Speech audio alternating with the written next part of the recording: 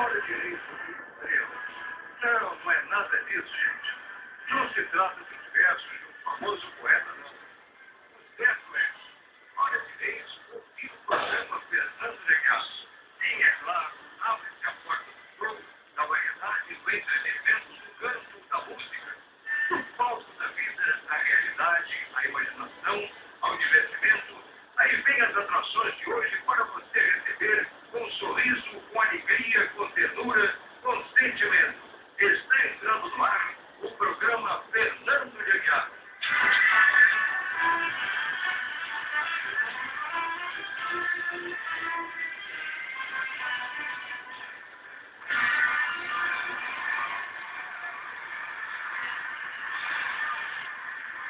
Senhores ouvintes, boa noite. Estamos iniciando mais um programa Fernando de Aguiar, pedindo desculpas a vocês porque nós tivemos um incidente no nosso transmissor no sábado passado e a nossa emissora esteve fora do ar.